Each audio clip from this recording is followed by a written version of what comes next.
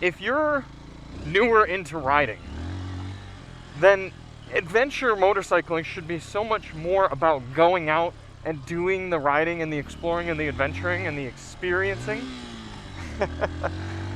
than spending money on your motorcycle. So that's where the Honda XR150L is such an appeal to me, in that it's gonna allow you to go out and do 85% of what motorcycling is for most people at a significantly lower cost than a bigger bike and a more conventional bike would require. Hey everybody, it's Charlie from Daily Motor, and when I asked for the Honda XR150L, I had grandiose plans of throwing it on the back of my truck, similar to how I did with the XR150L Rally and the BMW F850 GS and the Honda Transalp, going out for a big weekend of adventuring and boasting about how nice it is to have a lightweight adventure bike like this, or really a dual sport, lightweight dual sport, to just throw on the back of your truck or in the back of your van or whatever vehicle you have, and go out and just have simple and pure adventures. However, life has a way of getting in the way.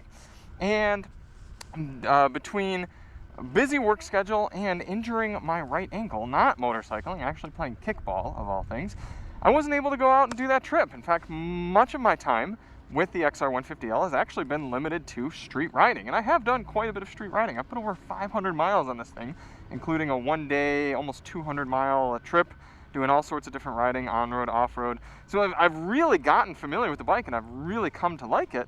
But the reason I was still okay shooting this review and talking about the fact that I didn't get to go do the trip I wanted to with it, and that a lot of my riding did get abbreviated, is that when you only spend $3,000 to maybe $4,000 on a motorcycle, because the one you're looking at right here is $3,000 plus dealer assembly fees and tax and destination and everything, so let's just call it $4,000. When you spend a smaller amount of money like that on a toy, which at the end of the day, this for most people here in the United States is a toy, you feel less bad if you don't get to ride it as often as you wanted. Now, if I went out and got something like a Husqvarna, $10,000 for a dual sport, super fast, super capable, top-end adventure touring dual sport soda motorcycle, then I would feel more guilty if it sat in the garage for 3 weeks at a time, or if I didn't get to take a trip that just kept getting pushed back and pushed back. But when it's a more approachable, affordable bike like this that costs less to maintain, costs less to purchase,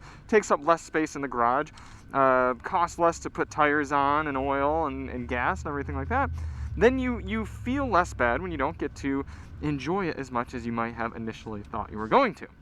So all of that is to say, what is the XR150L? Well, this is a motorcycle that has been out in other markets, especially Asian markets, for many, many years, and it comes to the United States not very changed, really. We're dealing with a 150-ish cc single-cylinder engine right here that is still fueled by a carburetor, no fuel injection. That's something that you don't see too often here in 2024. And side note, this is a 2023 model, but it should be virtually unchanged for the 2024 model year. You can get it in white or black, obviously this being the white one here. It's a 5-speed manual transmission, very simple, straightforward there. It can support a passenger decently comfortably as well, because this is a big, fairly comfortable seat. It is admittedly a little bit heavier than I'd like it to be. 282 pounds is how you're looking at it, and that's really not that much lighter than something like a XR150L from Honda or something like a Kawasaki KLX 300. But it is still a little bit lighter, and probably lighter than just about every other bike you're going to have ridden on the streets. It's capable of about 60 to 65 miles per hour comfortably with a 5'10", 165-pound person such as myself. We will be taking this out for a little bit of highway on this review, so I'll show you how it fares out there. What else do you need to know? It comes standard with this luggage rack, which is kind of nice, because because the bike is so easy and comfortable to zip around town on, you do find yourself wanting to use it to go run errands. You also have a helmet lock included right here, which is nice if you're going to leave your helmet on the side of the bike or running into the store or the gym. You got a tiny compartment right here to hold a little toolbox and your maybe license and registration. Up front, you're seeing very, very simple instrumentation. No tachometer, just a speedometer there with analog odometer and trip meter, and that trip meter is important because there's no sort of fuel gauge. You simply have your little petcock here that you can flip over to reserve if you get too low. But there is still a decent sized fuel tank on here. blanking right now on the total gallons, but I'll put it right here below. I think it's like high 2s or something like that. And given the fact that just zipping around town, you're getting 80, 90 or so miles per gallon on this bike, it's you can go quite a long ways on fuel. Honda claims something crazy like 120 or something like that for fuel economy. We tested it on our own. We didn't get nearly those numbers, but part of that is because you got to be full throttle just about all the time to ride this thing around in traffic. So without any further ado, let's go for a ride. Like I said, I wanted to do some really cool off-roading, but we're not. We're going to do a little bit of our dirt trail.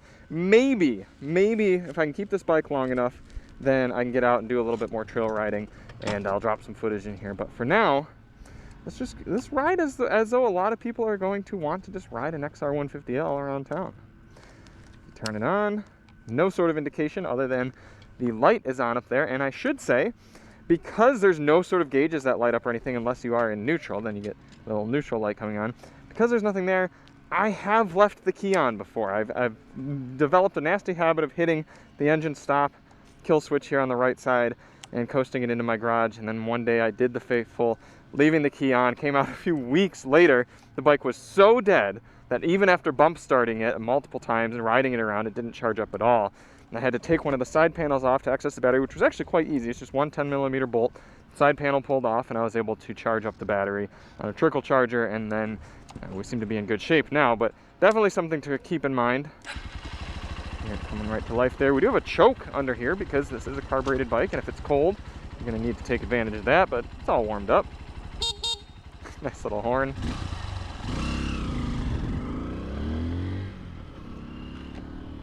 And I gotta say, what stands out to me absolutely the most with the XR150 is how nice and easy and comfortable and relaxing it is to ride around town. I have an assortment of bikes in the stable right now. I've got this, I've got the Kawasaki Z500, which is a very approachable, beginner-oriented, naked bike. And then we've got the BMW R18 Roctane, which is a large cruiser bike with a big neutral right there, the big 1800cc engine. And this is my favorite one for just hopping on and riding around town. It's so comfortable, the way you sit nice and upright. It's a big squishy plush suspension. It's fun to rip around corners on. Right here, for example, green light, you'll lay it right over and then full throttle out. And I'm using all the rev range, I'm using all the accelerator. Already in top gear, full acceleration, getting up to speed. And there we are. It's just so light and carefree. What I appreciate is when I go out riding my motorcycle, or any motorcycle, I want to be having an experience that is far removed from an automobile as possible. And this is doing a pretty darn good job. It's loud, it's clattery, but it's light and it's carefree and it's fun. And I'm not particularly restricted in what sort of riding I can do with it. And that's where the beauty comes in as opposed to something like a Honda Grom. I owned a Grom for a little while, and I also owned a Benelli TNT 135, and I do really enjoy those small mini moto style motorcycles for riding around town and going out and just, again, having a good time, feeling like a very different experience than driving in a car. However, this bike does still have that fun factor, and you could go throw it around off-road, or even on rough dirt roads, or even just potholy Midwestern roads, all without any sort of modifications like you'd have to do with the Grom.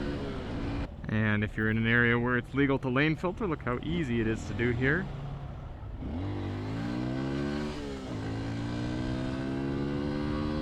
There are absolutely ways in which riding the XR150L regularly will make you a better rider. First off, it teaches you patience. Oftentimes, us as motorcyclists get spoiled by the fact that the power to weight ratio of our bikes is so much greater than automobiles that we can zip and zoom and fit into tight spaces and merge where we want and when we want, and we get a little bit of arrogance in the fact that we can kind of assert ourselves around the roads. That's not the case here with the XR150, and it technically isn't the case on bigger bikes either, because yes, you might be faster and more maneuverable than most cars around you, but those big multi-ton hunks of metal could simply make a turn and end your life, regardless of what sort of bike you're riding. So despite the ability to ride arrogantly, your mortality should keep you from doing so. And in the XR150, you're reminded of that because you can't simply accelerate away from any sort of situation that might put you in harm's way. You can't give the finger to some pickup truck and then blast away and be gone in 30 seconds sort of deal. I mean, how humbling is this, going up this hill full throttle and being passed by a Nissan Sentra, even though they're also just going to catch this red light here in a moment. That's humbling right there. That reminds me, oh yeah, I am at the mercy of all these cars around me on the road. And it's good to remember to ride that way. And what do you know, I still ended up catching that Sentra at a future red light, stuck behind a different vehicle, so we're all tied up in the end. Next, the XR150L teaches you to carry speed rather than simply rely on the power of your motorcycle in order to go quickly. We're coming up here to our twisty road section, and I can't slow down dramatically for a corner, take the corner, and then accelerate back out with any sort of velocity. So if I want to go quickly and keep up with traffic, and ideally be quicker than traffic, I need to be able to carry as much of my momentum as possible through the corners. It's like driving around in a old NA Miata. I mean, it's really a momentum vehicle. It's also a bit of an aerodynamics vehicle because you can notice how much quicker you can go if you are able to tuck in behind a vehicle. Get a little draft going. Typically, coming up to this right-hander, I'd be very disappointed if any of these cars turn right because I know I'd be stuck behind them for the whole period of time. However, on the XR150, I wouldn't really mind because I'd know that I probably wouldn't even be able to keep up with them up this hill. But either way, we've got our right hand totally twisted, and we're gonna go full send.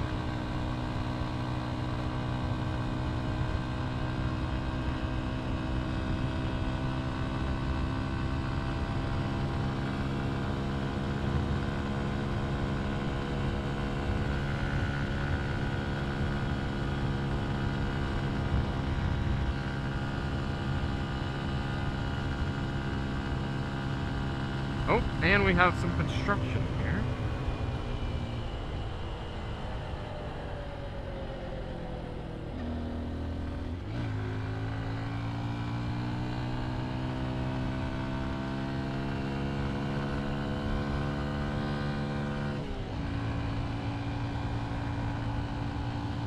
That was not opportune for us keeping up our momentum. So we're crawling up this hill. Losing a little bit of speed, but we're gonna get up to the top. The feeling of victory. And then down the hill where the XL150 shines.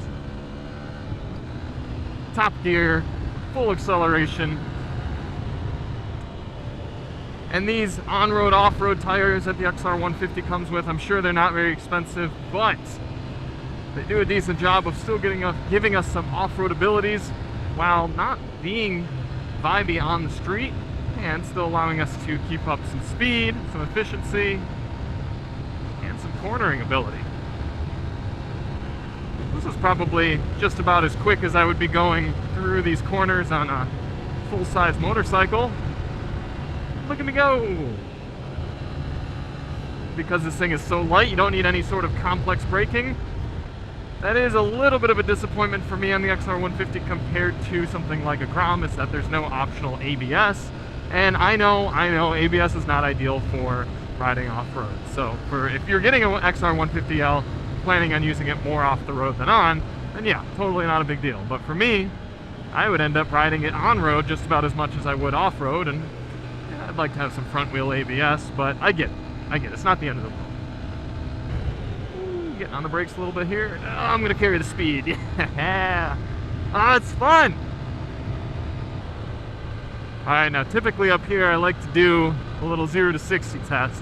I don't think we're gonna be able to get up to 60, but I'll just show you a little bit of acceleration. We'll do kind of a 60-ish to 0 with fairly aggressive stopping, and then we'll get back to speed here.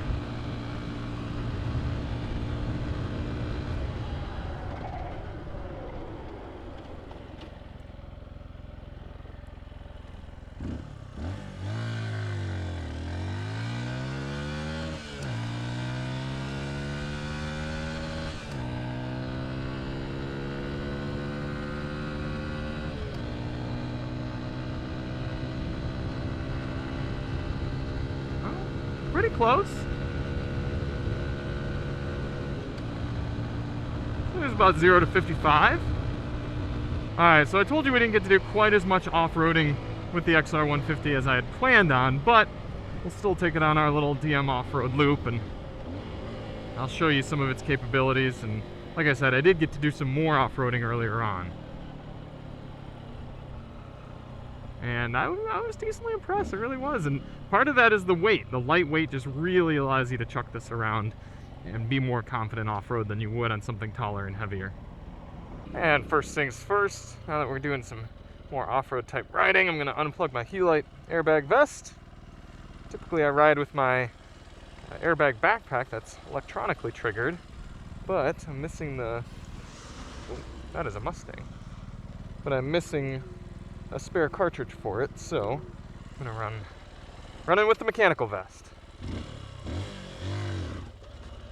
Ooh. Alright, now there is an issue that I have had a few times here with the XR150L, and I've also read about others having it. It does have a fueling issue where kind of if it bogs down too much, it really falls on its face down at lower RPMs. But as you can see, a lot of traction there.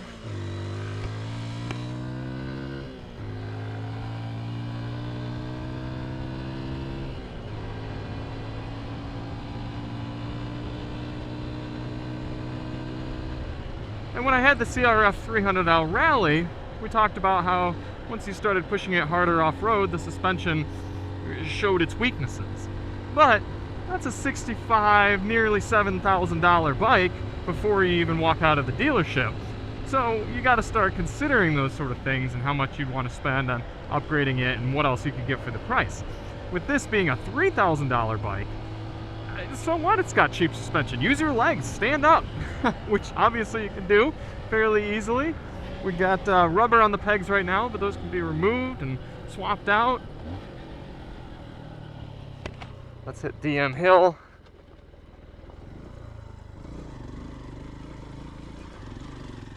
And because the seat height is a little bit lower than some of those more advanced dual sports, very easy for me to put my legs down.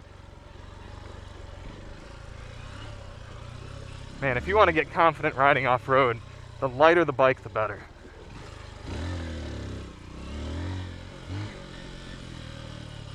I don't know if I've ever done this section here on a motorcycle.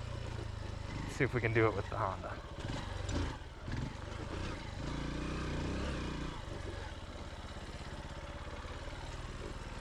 Oh yeah, the ability for me to walk it helps so much. Alright, ground clearance seems pretty good.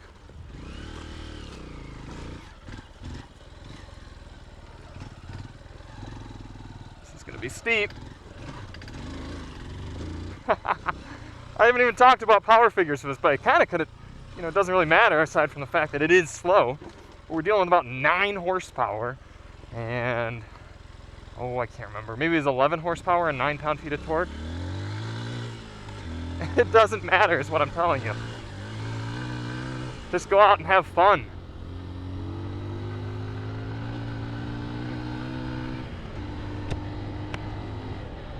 And if you do drop the XR over, it's going to be a lot easier to pick up than one of those big heavy bikes. And one of the taller bikes too, should point that out as well. Holy cow, look at that truck. That is sweet.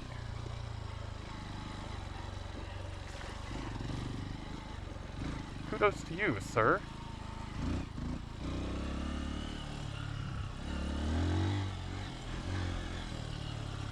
If you're newer into riding, then adventure motorcycling should be so much more about going out and doing the riding and the exploring and the adventuring and the experiencing than spending money on your motorcycle. So that's where the Honda XR150L is such an appeal to me, in that it's going to allow you to go out and do 85% of what motorcycling is for most people at a significantly lower cost than a bigger bike and a more conventional bike would require. Now, when it comes to discussing the affordability of the Honda XR150L, the cheap Chinese alternatives always enter the chat. You got something like the Hawk 250 that's going to give you more displacement, more power, for probably less money out the door, depending on kind of where you get it from and how you get it assembled and everything. And there are many, many other competitors constantly coming up. Some of them running the exact same engine configuration, carburetor, everything like that as the Honda. So a lot of people like to be like, oh, just buy one of those instead of one of these cheap Honda XR150Ls. And I can't entirely tell you not to. I don't have the most compelling long-term reasons as to not. I can tell you from my knowledge and experience, the advantage of having Honda's dealership network near you is going to be valuable for a lot of people, especially younger, more novice riders, being able to simply run into a Honda dealer if it's within the first year of ownership under warranty, or after that just to get parts, you know, oil change kits, or have a weird noise be investigated by your Honda dealer. They're going to be much happier to work on something with their own badge on it than if you just take name your old Chinese bike into a bike shop. Most respectable bike mechanics do not want to work on Chinese metal. Now, that's not to say that all Chinese metal is junk. It's just some of the worst offenders in terms of cheapness have ruined it for everybody. There's a motorcycle shop in my old hometown that I like to take my bikes to, and we had the Tao 50cc moped that Nathan rides around, and they said they don't work on Chinese mopeds anymore, or Chinese bikes, because they'd have too many stripped bolts, and they would never be able to get the valve timing right, or valve clearances and carb tuning. Just the tolerances for everything were so weak, and they just couldn't put out a reputable and satisfactory service on those bikes, so they just stopped servicing them. So if you get the Honda, at least more shops, including the Honda dealerships, are going to be willing to work on them and have parts and address issues for them. Theoretically speaking, the Hondas are going to be better built and more reliable, but I can't guarantee that. I'm sure there's a lot of people who have had plenty of good experiences on something like one of the Hawk motorcycles, and it's run for them for a while. In fact, Nathan's got his Tao moped with something like 3,000 miles on it, 3,000 or 4,000 miles, and aside from a new carburetor, just because it sat for a while, I mean, the motor aspect of that bike has held up remarkably well. Now, it's had other issues with it, but it's still running, which is something to be said for something that costs about $800 new. So I personally would likely go with the Honda, but again, I would consider the Chinese ones just because, for me, I know what I'm doing with motorcycles. I'm okay with working on my own bikes, and I'm willing to take a little bit more of the risk with the Chinese bikes. But for someone who's less experienced and would rather have that dealership network, it's a huge draw to the Honda. All right, we're going to be getting up on the highway here. Hopefully you all will be able to hear me okay, but just in case, I'll be quiet for a good section, and then we'll discuss our findings at the end. Now, it is perfectly legal for us to be taking this on the highway. It's greater than 125cc, so we're okay there.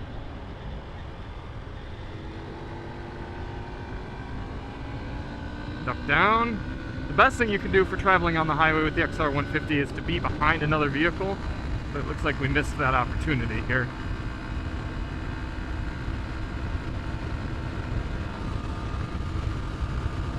We are going to be going up a hill a little bit as well.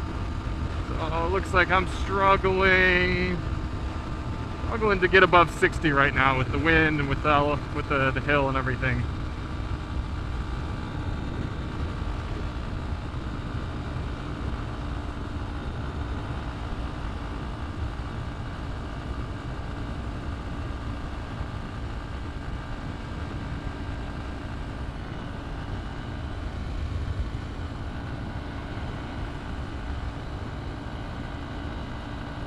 Now, mind you, in most states, the minimum speed limit on the highway is about 45 miles per hour, but there are certainly areas you would not want to be taking the XR150L on the highway. In a highway like this, that's a toll road, and I know traffic's going to be pretty light. Not a big deal for me, but keep that in mind, and we'll talk about it here as we slow down off the highway, but that is one of the biggest reasons that I would take pause in purchasing an XR150L, is that I want a motorcycle that I can get up to comfortably 75 miles per hour on the highway and do some highway riding that way. Something like the XR150L is going to do that for me and only weigh a little bit more, even though it is going to cost a good bit more. But it'd be tough for me to have the XR150L with the way that I ride. The way I see it is the XR makes the most sense in two different situations. One, a two-bike household, or I should say a 2+ motorcycle household. I would happily have this and then something like a much more street-oriented, maybe touring kind of bike. Maybe something like, a Versus 1000 or something of that ilk, where I can ride it comfortably for a really long time, higher speeds. I can ride it sporty, I can ride it with a passenger, does all my streeting, maybe a little bit of adventure riding in there. And then I'd have this for when I just want to ride solo, I want to putz around town, I want to go to the gym, I want to go to the grocery store, or I want to go off-roading. And then I can throw this on the back of just about any vehicle. I mean, as long as you've got a 350 to 400 pound hitch weight with a carrier, you can put this on the back and off you go. It's pretty cool. The other situation in which the XR150 makes sense is if you're using it as a non-highway runaround means of transportation. So if you're someone who your riding consists of city riding or suburban riding and getting around on the highways is not a big deal for you, then there's a lot of merit to the XR. And if you don't think you're ever going to go off-road, and if your road conditions are not very bad, not a lot of potholes and curbs and that sort of deal, then, I mean, you might as well just go ahead and get yourself something like a Grom, maybe even a Navi, depending on your price point, because you don't need the elements of the XR150L.